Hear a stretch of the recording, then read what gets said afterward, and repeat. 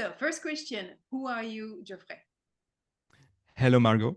Um, I'm a French guy who was a software engineer. I used to be passionate about technology. I learned when I was very young, but I had very poor. I was very limited professionally and personally by my social skills. And at some point, it became so strong that I decided to overcome it completely. And that's what led me to developing those skills, social skills, public speaking skills. And today I am a public speaking coach and I help IT leaders to speak with confidence, to be effective, and to have impact. That's a great program. And you, Margot, who are you? Well, so I'm French too, but I decided to study in America, in Boston, especially. And I would say a fair picture of my life now would be to be an artist, a performer in music and acting, but I'm also a coach for public speakers.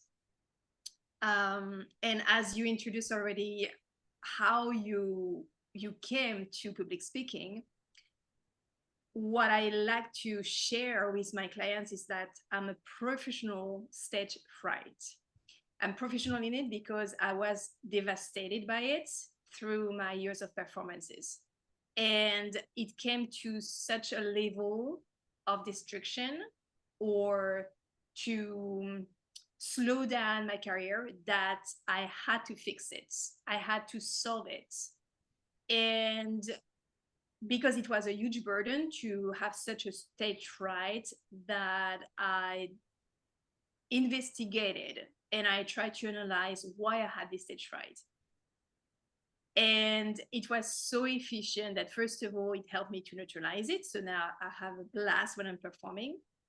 But also, it piqued the curiosity of people around me that were not in the performance industry, who were asking me, how do you get this confidence and how do you get fearless on stage? And it was especially interesting for my husband, who is in tech, and who said to me once in the kitchen, well, if I had a tenth of your confidence on stage, it will change my career. So this is how my workshop started, that I pictured that I could be useful for people that are not from the entertaining industry, to get all the tools that I was using and all the research I did to neutralize and even to turn this stage fright into a drive and a booster, I would say. Yeah, I really like this idea of transforming stage fright into something positive. It's something that we share. We both struggled a lot with this anxiety. And I also sometimes talk to people that are really amazing on stage. Something that came out a few times already, where that the people who are extremely outstanding told me that they started with an extreme stage fright. I believe that. Then I we, totally we, believe in we that. believe the same. Stage fright can be actually a sign that there is something to be said. Exactly. So I don't know if you're familiar with the movie Inside Out. It's a Pixar Not at movie. all. No. So it's a movie, it's an animated movie from Pixar that is describing the emotion of a human being. So the main emotions are fear, anger, but there is a very interesting character which is called joy. And in this movie, what I really like is that it's explaining quite clearly that every emotion, the positive ones or the negative ones, to be defined, right? Positive or negative, are powerful mechanism in the human body and the human emotions system to deliver a message. So I totally agree with what you said, is that if we have a fear of expressing ourselves publicly, it means that there is a message or there is a desire behind that we have to fulfill. Yes, yes, I think that's a really good explanation. There is a message that somehow the body knows is there. And Yes. it also means that you care, because why would you be scared to Yes. do something that you don't care, or that you really are not capable to do? It's not possible. Exactly. I totally agree. I'm very curious about, how do you organize your workshops? Could you guide me into what is the structure of it? So when you are helping somebody or a group of people about public speaking, how do you structure it? What is the main lines of it? The message I like to give in my workshop is how to get better at public speaking. It's very natural for people who work in tech to learn about new topics. When you learn about a programming language or new technology, usually you start by reading books, reading articles, and also by experimenting yourself. But whenever it comes to public speaking, usually reading books will not get you very far if you don't have the experience and if you don't try to apply the concept that you are reading about, especially when it's emotional. When you fear something, reading about someone telling you that you should just face it probably not help you very much. So there is this difference between the technical knowledge and the knowledge that is more tied to human relations. You cannot learn it in the same way. And so when I give my workshop to IT leaders, the first thing that I do is to tell them exactly how you can get better at public speaking. And by telling them that since it's emotional, Mm-hmm. first you need to practice just getting more comfortable at it. Don't try to be effective at first. Don't try to apply advices when you are still trying to be comfortable. You will just feel overwhelmed. You will just have your mind freeze. It will not work. So first, just do it. Just try to put yourself in situations with low stakes. Of course, don't give your life-changing presentation, the first presentation you will ever give to people. Start with things with no stakes, where you have nothing to lose, because the fear is the same. The emotion that you face in those low stakes situations is the same. So in order to get good at public speaking, first you try to be comfortable, and only then you start to improve the different dimensions of public speaking: body language, voice, intonations, storytelling, interaction with the audience, eye contact. And the key is to always work on one thing at a time. You're not trying to do everything. Like, I'm looking people in the eyes and I make emphasis with my hand, and at the same time I ask them a question. You do that, just you will lose your mind. But if you focus on one thing and only one, then the next time you speak, it will feel more natural until it becomes automatic. And this is the first part. It's usually how I start my workshop, to demystify how you learn public speaking. And no, it's not watching videos. It's not by reading books. It's not by listening to podcasts. By doing and facing the audience. And you, Margot, how do No, you? first of all, I would say I would take your workshop for myself, definitely. And it's so complementary and so plugged to what I'm doing too. So as you know, I come from the performance side, right? So when I had to understand my stage rights, I discovered that it was an imbalance of three different layers. Exactly what you said. It's a complex thing. So my workshop is organized on the three dimensions: the physical dimension of stage fright, the emotional one, and the cognitive one. Why?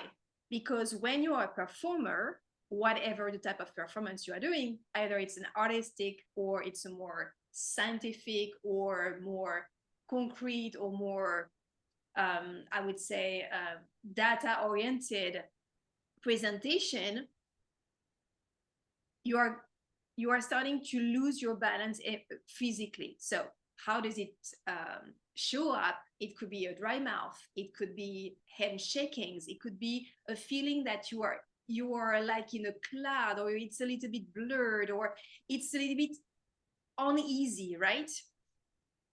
Then there is an imbalance emotionally, so you feel not right as well, because mostly, or in most of the case, fear is entering the scenery, right? But it can be other feelings too. It can be anger, it could be frustration, it could be disgust of the situation, like you don't want to be there, like a very slight degree of disgust.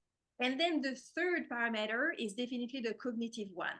And for artists, it comes right away with, I'm going to forget my lyrics. I'm going to forget the song that I know for years, but suddenly I'm going to lose it, right? So irrational thoughts. So my workshop is oriented in the three different levels and aspects.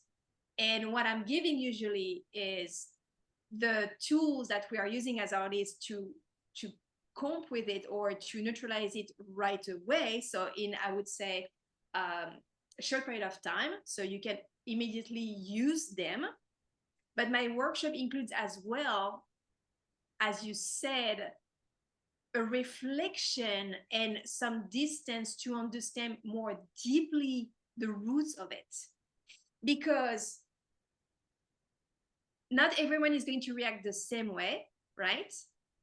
And it's very interesting to understand the different manifestations of it on the three different levels, because the more you know them, the more you are going to acknowledge them. And we know that if we say yes to something, we are taking the power on the situation. Meaning, if I'm in fear and I'm telling myself, okay, I recognize you, I know that I'm full of fear just right now, it's going to disappear way faster than if I'm trying to deny it. So the more, in my workshop, the more you know yourself and how the sacred is manifesting, the more you are welcoming it, and the less power it's going to take on you. This is more or less the structure of my workshop. I completely agree with you, Margot. I would like to know, I was evolving in the world of tech since always, all the time. It was my passion since I was very young. And so the only view that I have is within this world of tech. You're coming from a completely different environment. Would you say that people who are working in tech, or the type of people who are working in tech and their brain works similarly to to the other people, or do people in tech have specific problems that are more specific to them? That's a wonderful question. So everybody has no problem or the same problem at the same time. So we are all humans and we're all reacting the same way on the fear of being judged or the fear not to be good enough in a situation. So we are all equal on that. But indeed, what I discover is that while the artists are used to the concept of stage fright, and it's a part of our job. So we are talking about it. And also we are preparing for it with a lot of practice and rehearsals. And this word rehearsal is going to be the key of, and also the solution. In the tech world, it's as if the more people are mastering and I would say specialized in the topic, they are thinking that maybe they are not going to experience stage fright. If they know their subjects like 100%, it's going to balance the stage fright. But it's two things totally different. There is the preparation of the content, and there is a preparation of the presentation. And in the tech world, in usual, like in finance world, or all the words that are not from artistic and performance side, people are preparing for the content, but not for the presentation. Does it make sense? Yes, definitely. So it means that if you struggle on stage, it doesn't mean that it's because you don't master your content enough. This. Yes, yes, definitely. This is, I think, the main misunderstanding, not problem, I would say, but the misconception in the tech world, that there is no need of preparing the performance. But doing a pitch deck, doing a presentation, doing a public speaking, or doing a show, they are all shows and performances. So if in the tech world we can help people to prepare and rehearse their presentation as artists do, or with what you are bringing, a level of emotional intelligence in it, people are going to bring so much more of themselves, or such better versions of themselves. Yeah. To give our listeners a metaphor about the concept that you're talking about, it is as if you are working on a feature and then you create a code that works. It works. That's nice. Doesn't mean it's a great code. Doesn't mean that it will be maintainable. Doesn't mean that it will not cause problems over the long run. It just works. So it's the same when you speak about your topic. You have your content. You know that there is something interesting about it, but it's the way you present it, the way you structure it, how you get the attention of the people who are listening, that really makes your message powerful. If you're just delivering what you know, people will be bored.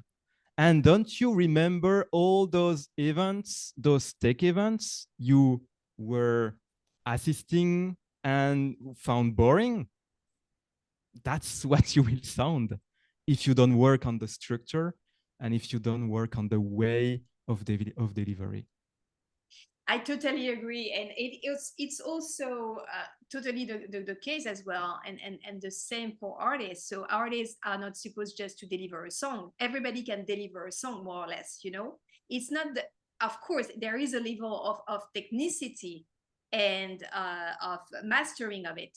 Don't take me wrong, but what will really stick to your mind is when you go to a show, and there is a wonderful connection with the audience, and you feel that the artist is having a blast delivering it, and is absolutely, I would say, absolutely connected to the material as well. So this will make the difference. You are not going to a show just to see or to hear a song performed. That's not it. It's how it's performed, and it's how the artist is feeling on stage, definitely. And I think, Margot, we can do another episode to talk more about how to deliver. In this one, we talked more about stage fright. And I think there is a notion that we talked about at the beginning, but we didn't really develop, was that you can use stage fright to your advantage. So it's something that I use in my work, and you use it too. Yeah. Can you first tell us how you do that? So this is the part of the deep work. So it's not, in my workshop, it's not the part of immediate tools that you can apply, but more medium run and long run analysis and research, and feedback about your performances and your public speakings. What I did understood from my stage fright is there were key moments in my performances that were crucial to me, that were the reason why I was an artist. So let's say I did an entire show on Edith Piaf, and there were some little chunks of interviews that I was acting on stage from the actual interviews. And there were three key ideas that I felt made me grow, made me a better person. And this is what I wanted to deliver to the audience. So what I'm trying to do with my clients is to get them to the three main ideals they think are crucial and are going to make the difference, and to structure their presentation on those three key ideas. Because there is not something more frustrating to do a whole presentation of 20 minutes, let's say, and you didn't deliver the exact thing that were crucial to you. This is how you feel that you really felt it. Maybe you talked the right way, the right tone, the right pace, you felt good, but you missed the three main ideas that you truly believe inside of you will make the difference. So this is how I prepare my clients to say, behind your fear, there is a desire. And what is the desire of the one, two, three main key ideas you really want to deliver, you really want to connect the audience with, because you truly believe deep inside of you, these three ideas, one to three ideas, are going to be life-changing or a main change for your project. Oh yeah, I think we have something in common here. The stage fright is triggered by something. There is no stage fright if there is nothing important. And yes, stage fright can actually be used to see what's important. What are you most scared to say? Those are the things that matter. Those are the things that you should go towards and talk about. And so that's where stage fright becomes a superpower, because you have this compass that tells you where to speak. Oh, it's those people you're afraid to speak to. What to speak about? Oh, it's this thing I'm not feeling comfortable. And how to say it? Oh, it's this way of speaking that I don't feel comfortable. And then by doing it, you find your style, you find your topics, and you find your audience. Yeah, and there is another point as well, is that confidence is a muscle. So confidence is not an asset that we are built in. It's a muscle that we have to train. So the thing is that the more you're going to face these stage frights, the more you're going to gain power, and because you're going to know you better. Oh yeah. And you're going to create each time maybe 5% or 10% more, which is already a good number, a better version of yourself. So this stage fright is just an indication and a door of, this is how you're going to get a better version of yourself. Yes, completely agree with you. And this is also so this is almost a gift, you know? Oh yeah. Yeah, and it's not for nothing that many people who are outstanding speakers, when you ask them how they were when they started, they will say, I was paralyzed. I was just so scared. And it's by following this fear, by overcoming it over and over, that they became outstanding and amazing. So Margot, I wonder, no, I think we have covered the main topics about stage fright. maybe our listeners would like to know more about who you're working with and how we can work with you. Yes, thank you. So I work in different fields that I've been passionate about through my life. It's again, I became very curious about tech because of my husband. So I met a lot of people, and I was invited in tech firms to make presentations. And also, I'm very interested in finance for personal reasons because I find that it's money is an amazing energy when it's used properly. Um, and so I got closer to startups. There is a community in New York which is called the French Tech, and it's helping all the startups that are connected with the French culture or the French business worldwide. So the most of my clients in groups are in the tech industry or the finance. And also I've been invited recently in it's a section of Columbia University, so it's called Barnard College. It's for literal arts, and I was invited to do a presentation. But I'm also taking a one-to-one online. So there is certainly somewhere we can put a line or just my name, and I can be reached very easily. So what about you? Yeah, I'm working exclusively on one-on-one with IT leaders, typically leaders of tech companies, executives who have a tech background, who have complex topics to share, especially if they want to talk about an audience that is not tech literate. So, how to inspire people about your complex tech and products, even if they don't understand the underlying, how it works, how to talk confidently as a leader. And I also work with consultants who are presenting at tech events. If you want to work with me, it's very simple. Just send me a message. That's perfect. I think we covered most of it. I would be thrilled on future episodes on other topics for sure. But Yes, thank you so much for inviting me and creating this opportunity to have this conversation it was together. amazing, Margot. Let's do That's the a next pleasure. one. See you next time. See you next time, Geoffrey. Bye bye. Bye.